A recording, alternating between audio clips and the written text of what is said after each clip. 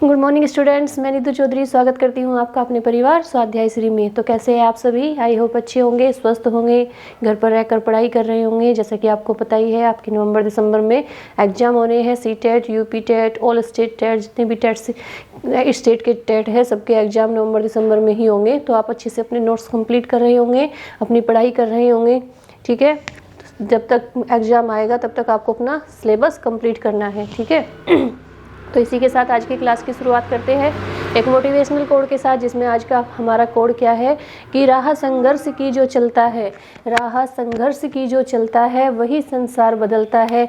जिसने रातों से जंग जीती है, सुबह सूर्य बनकर वही चमकता है। बिल्कुल सही बात है। मेहनत करने वाले को एक दिन सफलता जरूर मिलती है। कुछ भी हो जाए, कभी भी मेहनत बेकार नहीं जाती। कभी भी देख लेना, कहते हैं ना, देर से मिलता है लेकिन फल जरूर मिलता है। तो इसी के साथ आज की क्लास की शुरुआत करते हैं, जिसमें आज हम पढ़ेंगे शिक्षा का अधिकार अधिनियम 2009। इससे पहले हमने क्या पढ़ा था? प्राथमिक शिक्षा पढ़ा था। उससे पहले हमने कौन सी शिक्षा पढ़ी थी? प्रगतिशील शिक्षा पढ़ी थी। और उससे पहले पढ़ी थी बाल केंद्रित शिक्षा। तो हमारा चैप्टर क्या चला हुआ है? बाल केंद्रित एवं प्रगतिशील शिक्षा की अवधारणा, ठीक है। तो इसमें आज हम क्या पढ़ेंगे? इसमें आज हम पढ़ेंगे शिक्षा का अधिकार अधिनियम 2009। तो कॉपी और पेन लेके बैठेंगे, साथ साथ नोट डाउन करते हुए चलेंगे, ठीक है, कि ये शिक्षा का अधिकार अधिनियम 2009 का महत्व क्या था, ये क्यों शुरू किया गया था, सारी जानकारी इसके बारे में आज हम पढ़ेंगे।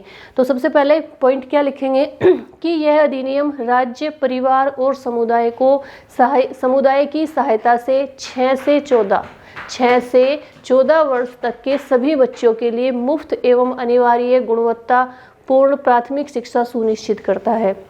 शिक्षा का अधिकार अधिनियम 2009 है जो वो क्या करता है, सभी के लिए 6 से 14 वर्ष तक के जो बच्चे हैं उनके लिए मुफ्त और अनिवार्य शिक्षा का प्रावधान करता है। कौन सा अधिनियम? शिक्षा का अधिकार अधिनियम 2009, ठीक है।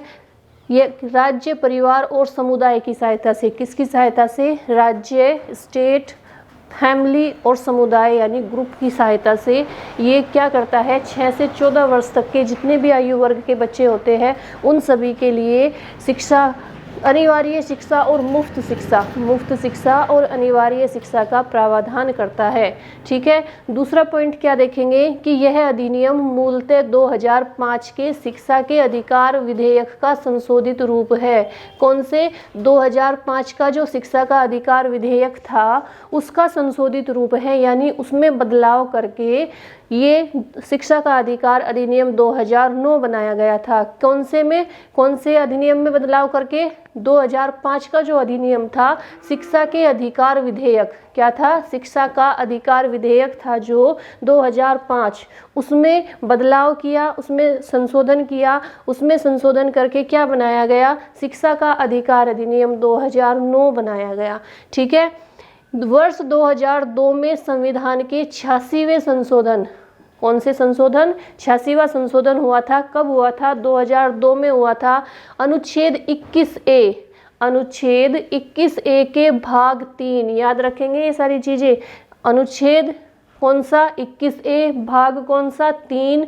संशोधन कब हुआ था? 2002 में। कौन सा संशोधन था? 86वां संशोधन था। भाग 3 के माध्यम से 6 से 14 वर्ष के सभी बच्चों को मुफ्त एवं अनिवार्य शिक्षा उपलब्ध कराने का प्रावधान किया गया था। इसको प्रभावी बनाने के लिए 2002 में क्या किया गया था? 2002 में 86वां संविधान संशोधन हुआ था, ठीक है। कौन से अनुच्छेद के? अनुच्छेद 21A के भाग 3 के माध्यम से। कौन से अनुच्छेद के? अनुच्छेद 21A के भाग 3 के माध्यम से 6 से 14 वर्ष तक के जितने भी बच्चे थे उन सभी के लिए मुफ्त और अनिवार्य शिक्षा उपलब्ध कराने का प्रावधान किया गया था। इसको प्रभावी बनाने के लिए जो 2002 में प्रावधान किया गया था 86वें संविधान संशोधन के द्वारा, तो उसी को प्रभावी बनाने के लिए 4 अगस्त 2009, कब? 4 अगस्त 2009 को लोकसभा में यह अधिनियम पारित किया गया। कौन सा अधिनियम? शिक्षा का अधिकार अधिनियम, जो 1 अप्रैल 2010 से पूरे देश में लागू हो गया। एक बार फिर से रिपीट कर देती हूँ।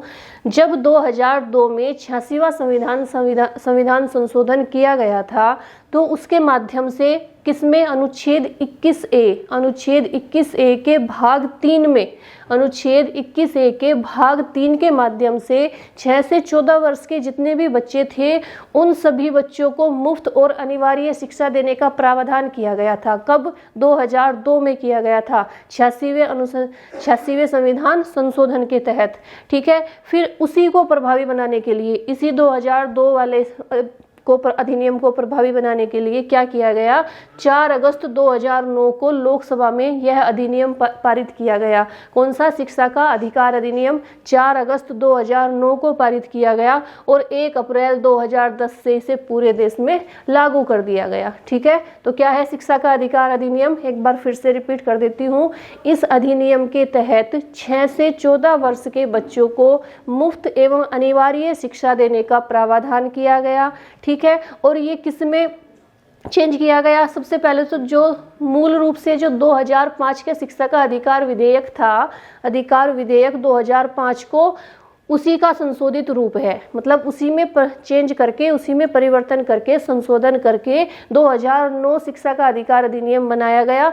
और जो 2002 में संविधान के कौन से 86वें संविधान संशोधन, 86वां जब संविधान संशोधन किया गया, उसके तहत जो अनुच्छेद 21A और भाग 3 के माध्यम से, भाग 3 के माध्यम से 6 से 14 वर्ष के जितने भी बच्चे थे, जितने भी बच्चे होते हैं, उन सभी के लिए मुफ्त और अनिवार्य शिक्षा का प्रावधान किया गया था।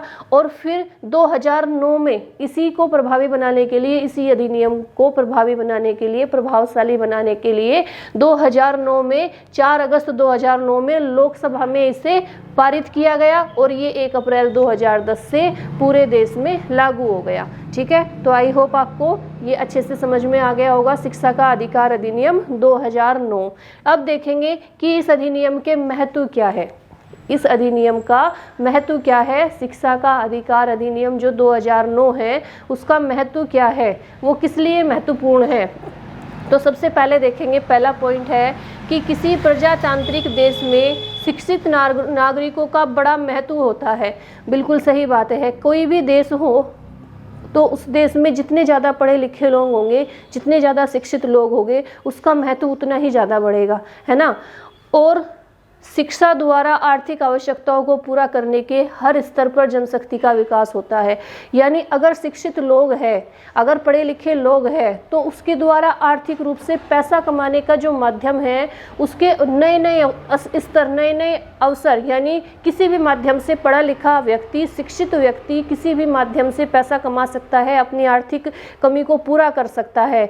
जो पढ़े लिखे लोग नहीं होते उन्हें मेहनत ज़्यादा करनी पड़ती है और मेहनत ज़्यादा करनी पड़ती है और पैसा उन्हें कम मिलता है। लेकिन जो शिक्षित लोग होते हैं, जितना ज़्यादा पढ़ा लिखा होगा उतनी ही मेहनत कम होगी और उतनी ही उसकी सैलरी, उसका पैसा ज़्यादा होगा। तो किसी भी प्रजातांत्रिक देश में अगर शिक्षित लोग होते हैं तो वहाँ पे उस देश का महत्व अलग ही होता है। ठीक है, और जो सभी के घर में आर्थिक स्थिति, सभी के नहीं कह सकते, लेकिन जो मध्यम परिवार के लोग होते हैं उनके घरों में जो आर्थिक रूप से वो मजबूत नहीं होते, मतलब आर्थिक स्थिति उनकी कमज़ोर रहती है, तो उसमें से अगर कोई भी अगर घर परिवार में से एक भी बच्चा बहुत अच्छे से शिक्षा प्राप्त कर लेता है, अच्छे लेवल की पोस्ट पा लेता है, अच्छे लेवल की नौकरी पा लेता है, तो पूरा परिवार सुखी से रहता है। ठीक है, तो कहने का अभिप्राय ये है कि शिक्षित व्यक्ति आर्थिक रूप से भी, मतलब उसे हर तरह के अवसर दिए जाते हैं। जब अगर कम शिक्षित है तो भी उसके लिए अवसर है, अगर अधिक शिक्षित है तो भी उसके लिए अवसर है, और अगर बहुत ज़्यादा अधिक शिक्षित है, उसने बहुत ज़्यादा शिक्षा ग्रहण की है, बहुत ज़्यादा उसे नॉलेज है, तो उसे नौकरी भी, उसे जॉब भी उतनी ही अच्छी, उतनी ही बड़ी दी जाती है। ठीक है, तो कहने का अभिप्राय क्या है कि अपनी आर्थिक आवश्यकताओं की पूर्ति करने के लिए उसके पास दुनिया भर के माध्यम होते हैं, लेकिन कब? जब वह शिक्षित होता है। लेकिन जब वह शिक्षित नहीं होता तो उसे मेहनत ज़्यादा करनी पड़ती है और उसे पैसा कम मिलता है। ठीक है, तो इसका सबसे पहला महत्व क्या था कि जो अगर देश के सभी लोग शिक्षित हो तो उस देश का अलग ही महत्व होगा। ठीक है, नेक्स्ट पॉइंट क्या है कि शिक्षा ही मनुष्य को विश्व के अन्य प्राणियों से अलग कर उसे श्रेष्ठ और सामाजिक प्राणी के रूप में जीवन जीने के काबिल बनाती है। बिल्कुल सही बात है, शिक्षा ही तो है ऐसी जो हमें अन्य प्राणियों से अलग बनाती है। सांस तो जानवर भी ले रहे हैं, फीलिंग तो उनके अंदर भी है ना, लेकिन उन्हें शिक्षा का ज्ञान नहीं है, वो शिक्षित नहीं है, इसलिए वो हमारी तरह कमा कर नहीं खा सकते। हम शिक्षित है इसीलिए हम सब कुछ मैनेज करके चलते हैं। तो सभी प्राणियों से अलग मनुष्य को क्यों स्थान दिया गया? क्योंकि उसने शिक्षा ग्रहण की है, वो शिक्षित व्यक्ति है, ठीक है। नहीं तो अगर वो शिक्षित नहीं होता तो उसका व्यवहार भी जानवरों के जैसा ही होता। अगर उसे जानवरों के, आप किसी बच्चे को एग्जाम्पल के लिए ले लीजिए, आप किसी बच्चे को किसी जानवरों के झुंड में छोड़ दीजिए तो वो धीरे धीरे वही हरकतें करने लगेगा, क्योंकि जो उसे वातावरण मिलता है वो परिवार में, समाज में, पास पड़ोस में, अपने मित्रों के बीच मिलता है, जहाँ से वो सारी चीजें सीखता है, जहाँ से वो अपने आप को एक महसूस करता है कि मैं एक इंसान हूँ, मैं सब कुछ सही कर सकता हूँ। अगर उसी बच्चे को आप जानवरों के बीच में छोड़ दे तो वो ये सोचना भी बंद कर देगा कि मैं एक इंसान हूँ, वो अपने आप को जानवर ही समझने लगेगा, उन्हीं की तरह हरकतें करने लगेगा, ठीक है। तो जो शिक्षित व्यक्ति होते हैं वो सभी प्राणियों से अलग क्यों है? क्योंकि वो शिक्षित है, क्योंकि उन्हें शिक्षा प्राप्त, क्योंकि उन्हें हर चीज की समझ है, ठीक है। तभी तो वो हर प्राणियों से अलग है, तभी तो वो हर प्राणियों से अलग उठ के कुछ, एक मनुष्य ही ऐसा प्राणी है, मनुष्य ही एक ऐसा प्राणी है जो अपने सभी आवश्यकताओं की पूर्ति करने के लिए कुछ ना कुछ दिमाग से सोच के कुछ ना कुछ हल निकाल लेता है। लेकिन क्या प्राणी ऐसा क्या कोई अन्य प्राणी, जानवर, जीव जंतु ऐसा कर सकते हैं? नहीं कर सकते। वो हमेशा भोजन के लिए दूसरों पर निर्भर रहते हैं। मनुष्य ही एक ऐसा प्राणी है जो हम कुछ भी करके अपनी 2 रोटी का इंतजाम तो कर ही लेता है ना। तो सभी प्राणियों से अलग क्यों बनाती है? क्योंकि व्यक्ति के पास शिक्षा है, वो शिक्षित है, तभी वो अन्य प्राणियों से अलग है, ठीक है। नेक्स्ट पॉइंट क्या है कि 6 से 14 वर्ष तक की आयु के सभी बच्चों को अनिवार्य रूप से प्रारंभिक से माध्यमिक स्कूल तक की शिक्षा देने पर जोर दिया गया है। इससे इस आयु वर्ग के बच्चों का भविष्य उज्जवल होगा। यानी इस अधिनियम के माध्यम से 6 से 14 वर्ष के जितने भी बच्चे हैं उन सभी को की प्रारंभिक शिक्षा और माध्यमिक शिक्षा पर बल दिया गया है। और क्या होगा उससे उन बच्चों का, उस आयु वर्ग के 6 से 14 वर्ष तक के जो बच्चे हैं उनका भविष्य उज्जवल होगा। आप इसे नोट डाउन कर लेंगे अच्छे से, ठीक है। इसके बाद नेक्स्ट पॉइंट क्या है? नेक्स्ट पॉइंट है कि इस अधिनियम का सर्वाधिक लाभ श्रमिकों के बच्चों, यानी जो मेहनत मजदूरी करते हैं उनके बच्चों को हुआ, बाल मजदूरों को हुआ। बाल मजदूर यानी जो अपने बच्चों से छोटी उम्र में ही काम करवाना शुरू कर देते हैं, 14 साल से कम के जो बच्चे हैं उन्हें हुआ, क्योंकि वे उन्होंने पढ़ना शुरू कर दिया, ठीक है। विशेष आवश्यकता वाले बच्चे, जिन्हें विशेष आवश्यकता से अभिप्राय है कि जिनके पास साधन नहीं है, संसाधन नहीं है शिक्षा प्राप्त करने के, उन्हें किसी न किसी चीज़ की आवश्यकता है, इसलिए वो शिक्षा प्राप्त नहीं कर पा रहे थे, उन्हें इसका लाभ हुआ। फिर ऐसे बच्चों को लाभ मिला जो सामाजिक, सांस्कृतिक, आर्थिक, भौगोलिक अथवा अन्य कारणों से शिक्षा से वंचित रह जाते थे। मतलब ऐसे बच्चे जो आर्थिक रूप से, जिनके पास पैसे नहीं थे, धन नहीं था, वो अपने बच्चों को स्कूल नहीं भेज पाते थे, फीस जमा नहीं कर पाते थे। जो सांस्कृतिक रूप से समाज में जिन्हें सामाजिक और सांस्कृतिक रूप से जिन्हें समाज में ऐसा स्थान नहीं दिया जा रहा था कि वो लोगों के बीच में बैठ के बात कर सके, उन बच्चों को पढ़ने का मौका मिला, वो भी शिक्षित हुए। और आर्थिक और भौगोलिक रूप से यानी वो उनके पास अगर शिक्षा प्राप्त करने के लिए धन नहीं है, पैसा नहीं है, तो वो इस वजह से शिक्षा से वंचित रह जाते थे। कुछ परिवार ऐसे हैं जो अपने बच्चों को पढ़ाना चाहते हैं लेकिन उनकी आर्थिक स्थिति ठीक नहीं है, उनके पास फीस जमा करने तक के पैसे नहीं है, इसलिए वो अपने बच्चों को नहीं पढ़ा पाते। कुछ बच्चे ऐसे होते हैं जो पढ़ना चाहते हैं, बहुत ज़्यादा मेहनत करना चाहते हैं, लेकिन उनके माँ बाप उनकी फीस जमा नहीं कर पाते थे, इसलिए वो पढ़ नहीं पाते थे। इसलिए इस शिक्षा से क्या लाभ हुआ? इससे लाभ हुआ कि हर वो बच्चा जो पढ़ना चाहता है, जो कुछ करना चाहता है, उसे शिक्षा मुफ्त में दी गई और उसे इस चीज़ का लाभ मिला। हर वो परिवार जो अपने बच्चे को पढ़ाना चाहता है, चाहता है कि मेरा बच्चा भी सबके बराबर जाए, सबके साथ बैठे, उसे भी इस शिक्षा प्राप्त कराई गई, उसे भी इस चीज़ का लाभ मिला, ठीक है। तो कैसे कैसे लोगों को, जो बाल मजदूर होते हैं, जो माँ बाप क्या करते हैं, मजबूरी में तो अपने बच्चों को भेजते हैं ना, उसके लिए मजदूरी करने के लिए, अगर घर में पैसे नहीं है, घर में खाने के लिए कुछ नहीं है, तो वो क्या करेंगे, अपने बच्चों को भी भेज देंगे, खुद भी चले जाएंगे कि जिससे इतना पैसा कमा के लाए कि शाम तक की रोटी का जुगाड़ हो सके, ठीक है। तो वो इसीलिए अपने बच्चों को भी भेजते थे। तो उन्हें जब इस मुफ्त शिक्षा दी गई, जब उन्हें मुफ्त शिक्षा दी गई तो उन्होंने बाल मजदूरी करानी बंद कर दी और अपने बच्चों को स्कूल भेजना शुरू कर दिया, ताकि उनके बच्चे भी बड़े होकर शिक्षित होकर कुछ अच्छा कर सके।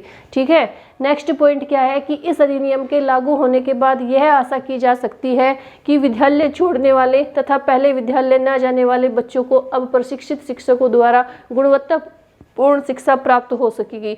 यानी इससे यह आशा की जा सकती है इस अधिनियम से कि पहले क्या होता था, जब बच्चे स्कूल, मान लीजिए गरीब परिवार के बच्चे हैं, वो स्कूल जा रहे हैं, वो फीस जमा नहीं कर पाते, तो टीचर उन्हें क्या बोलता है, अगर 2 महीने में 3 महीने में आप तुमने फीस जमा नहीं कर दी तो स्कूल से तुम्हारा नाम काट दिया जाएगा, तुम जा सकते हो। तो कुछ परिवार ऐसे होते हैं, उनकी मजबूरी ऐसी होती थी कि वो बच्चों को पढ़ा ही नहीं पाते थे, फीस एडमिशन तो करा देते थे लेकिन पूरी फीस जमा नहीं करा पाते थे, इसलिए उन्हें उनके बच्चों को स्कूल छोड़ना पड़ता था। ठीक है, कुछ बच्चे ऐसे थे जिनकी आर्थिक स्थिति ठीक ही नहीं थी, वो अपने परिवार को देखते हुए, अपने परिवार की आर्थिक स्थिति को देखते हुए कि कैसे हमारे माँ बाप कहाँ से पैसा कमा रहे हैं, कैसे कर रहे हैं, काम कैसे भी नहीं चल रहा, तो वो उन सारी परिस्थितियों को देखते हुए स्कूल छोड़ देते थे। ठीक है, विद्यालय छोड़ देते थे, और वही आर्थिक स्थिति के कारण ही बच्चे स्कूल नहीं जा पा रहे थे। तो इन सारी चीज़ों पर, इस शिक्षा के माध्यम से क्या हुआ, जब ये शिक्षा अनिवार्य और मुफ्त शिक्षा उपलब्ध कराई गई तो इससे उन सभी बच्चों को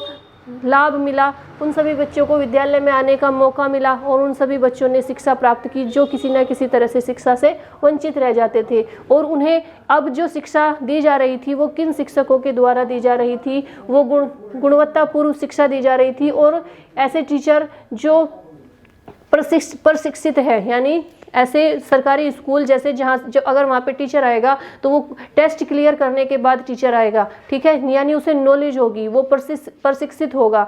तो उनके बच्चों को शिक्षा किससे दिलवाई जा रही थी, प्रशिक्षित अध्यापकों से दिलवाई जा रही थी, शिक्षकों से दिलवाई जा रही थी। तो इससे ये फायदा हुआ कि ये आशा की गई कि अब जो बच्चे पढ़ रहे हैं उन्हें अच्छे टीचर के द्वारा, गुणवत्ता जिनके अंदर है, ऐसे टीचर के द्वारा, ऐसे अध्यापक के द्वारा शिक्षा प्राप्त कराई जाएगी। ठीक है, अब ये हो गया शिक्षा का अधिकार अधिनियम 2009, जिसके मैंने आपको लाभ भी बता दिए, फायदे बता दिए कि क्या क्या महत्व है, क्या क्या फायदा है, और ये कैसे शुरू हुआ था और किसमें संशोधन करके इसे बनाया गया था।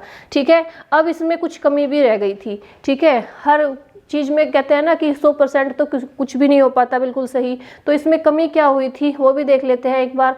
जो कमी थी, सबसे बड़ी कमी क्या थी इसके अंदर, कि इस अधिनियम की सबसे बड़ी कमी यह थी कि इसमें 0 से 6 वर्ष और 14 से 18 वर्ष के आयु वर्ग की बात ही नहीं की गई। मतलब बच्चे का विकास, बच्चे के को शिक्षा कहाँ तक दी गई, इसमें 6 से 14 वर्ष तक के बच्चों को शिक्षा प्राप्त कराई गई। इसमें 0 से 6 वर्ष तक के बच्चों को और 14 से 18 वर्ष के बच्चों की बात ही नहीं की गई। यानी सबसे बड़ी कमी यही थी कि क्या इन्हीं बच्चों को शिक्षा उपलब्ध कराई जानी जरूरी है, क्या 6 से 14 वर्ष के बच्चों को ही शिक्षा प्राप्त कराई जाएगी, फिर 0 से 6 वर्ष के बच्चे कहाँ जाएंगे और 14 से 18 वर्ष के बच्चे कहाँ जाएंगे। तो इस अधिनियम की सबसे बड़ी कमी कौन सी थी, यही थी कि इसमें 0 से 6 वर्ष तक के बच्चे और 14 से 18 वर्ष तक के बच्चों की बात ही नहीं की गई। सिर्फ एक ही बात पर बल दिया गया, 6 से 14 वर्ष के बच्चों की शिक्षा अनिवार्य होगी और मुफ्त होगी। ठीक है, दूसरा पॉइंट क्या है कि अंतर्राष्ट्रीय बाल अधिकार समझौते के अनुसार 18 वर्ष तक की आयु तक के बच्चों को बच्चा माना गया। जो अंतर्राष्ट्रीय बाल अधिकार समझौता है उसके अनुसार कितने वर्ष तक की आयु के बच्चों को बच्चा माना जाता है, 18 वर्ष तक की, जब यानी 18 वर्ष तक वो नाबालिग होता है, बच्चा होता है। ठीक है, जिसे भारत सहित 142 देशों की स्वीकृति प्रदान की गई, जिसमें जो ये 18 वर्ष तक के बच्चों को बच्चा माना गया था उसमें 142 देशों की स्वीकृति थी। ठीक है, फिर भी 14 से 18 आयु वर्ग की शिक्षा की बात इस अधिनियम में नहीं की गई। यानी जब अंतर्राष्ट्रीय बाल अधिकार समझौते में भी यह बात तय हो चुकी थी कि 18 वर्ष तक के बच्चे को ही बच्चा माना जाएगा, 0 से 18 वर्ष तक के, फिर भी इस अधिनियम में क्या हुआ, फिर भी इस अधिनियम में 14 से 18 वर्ष तक की बात की ही नहीं गई। उन बच्चों के लिए शिक्षा का प्रावधान की बात ही नहीं की गई। तो इस अधिनियम में कौन सी कमी थी, इस अधिनियम में यही कमी थी कि इसमें सिर्फ 0 से इसमें सिर्फ 6 से 14 वर्ष तक के बच्चों की शिक्षा का प्रावधान था जो मुफ्त और अनिवार्य थी। ना 0 से 6 वर्ष तक के बच्चों का जिक्र था और ना 14 से 18 वर्ष तक के बच्चों का जिक्र था। ठीक है, आप लोग इसे फटाफट से नोट डाउन करेंगे। ये हमारा शिक्षा का अधिकार अधिनियम 2009 कंप्लीट हो गया। ठीक है, आप लोग इसे अच्छे से वो करेंगे, नोट डाउन करेंगे। ठीक है, और जैसे मैं आपको डेली बोलती हूँ कि आप वीडियो को शेयर कीजिए, लेकिन आपका रिस्पॉन्स बिल्कुल भी नहीं मिल रहा, जीरो मिल रहा है, बिल्कुल जीरो। तो इसीलिए क्लास वीडियो बनाने का मन भी नहीं करता। आपकी भी गलती नहीं है, आपको भी लगता होगा कि हम व्हाइट बोर्ड से क्यों पढ़े, जब हमारे पास डिजिटल बोर्ड से पढ़ने का ऑप्शन है तो हम यहाँ से क्यों पढ़े। तो इसमें आपकी गलती नहीं है, लेकिन अगर आप लोग सपोर्ट करते हैं, इतना सा भी सपोर्ट करते हैं तो हमारी हिम्मत बढ़ जाती है। बस इसीलिए बोलते हैं वाइट बोर्ड की जगह अगर आपको डिजिटल बोर्ड चाहिए तो वो भी लाएंगे, वो भी करेंगे, सब कुछ करेंगे। लेकिन एकदम से तो नहीं होता ना सब कुछ, कि एकदम से आंख खोली और सब कुछ से जो सोचा था वही पूरा हो गया, नहीं होता ना। धीरे धीरे ही होता है। तो इसलिए आप लोग सपोर्ट कीजिए। अगर जितना आप सपोर्ट करेंगे उतना ही हम अच्छा करने की कोशिश करेंगे। तभी मैं आपको रोज़ बोलती हूँ ना कि बस एक निराशा महसूस होती है, लगता है कि हम क्यों कर रहे हैं, जब हमारा कोई सपोर्ट करने वाला नहीं है, जब बच्चे हमारे साथ ही नहीं है, स्टूडेंट हमारे साथ ही नहीं है, तो बस अंदर से यही फीलिंग आती है कि हम क्यों कर रहे हैं, किसके लिए कर रहे हैं। बस ये इस बात को सोचकर दुख होता है कि जो बड़े प्लेटफॉर्म है जहाँ पे सारी सुविधाएं हैं, बस हर कोई बच्चा वहीं से जुड़ना चाहेगा, हर कोई बच्चा वहीं से शिक्षा प्राप्त करनी चाहेगा। ठीक है, लेकिन अगर आप लोग कहते हैं ना कि अगर आप लोगों का सपोर्ट हो तो सब कुछ अच्छा हो जाएगा। पूरी कोशिश रहेगी कि आप लोगों के लिए डिजिटल बोर्ड लाया जाए, वहीं से आपको क्वेश्चन आंसर या थ्योरी या जो भी हमारे सब्जेक्ट की क्लासेस चली हुई है वो सारी क्लास वहीं से उपलब्ध कराई जाए। लेकिन बस आप सपोर्ट कीजिए थोड़ा सा। ठीक है, आज के लिए इतना ही रखेंगे।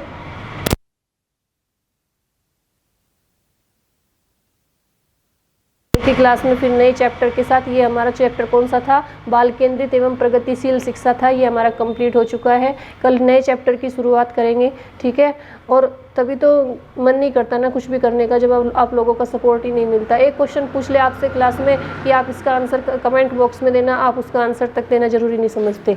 ठीक है, तो कोई बात नहीं, हमारा तो फ़र्ज़ है, हम तो आपको हमेशा बोलेंगे भी कि वीडियो को शेयर कीजिए, लाइक कीजिए। अब आपकी मर्ज़ी है, आप क्या चाहते हैं, क्या सोचते हैं। ठीक है, तो आज के लिए इतना ही रखेंगे। कल की क्लास में फिर नए चैप्टर से शुरुआत करेंगे। धन्यवाद, और वीडियो को शेयर कीजिए, लाइक कीजिए, चैनल को सब्सक्राइब कीजिए। और जो नए बच्चे जुड़ते हैं, अगर वो पिछली क्लासेज लेना चाहते हैं तो प्लेलिस्ट पे जाएंगे, प्लेलिस्ट पे जो भी सब्जेक्ट की क्लासेज पड़ी हुई है वहाँ से क्लासेज लेंगे। ठीक है, आज के लिए इतना ही रखेंगे। धन्यवाद, जय हिंद, जय भारत।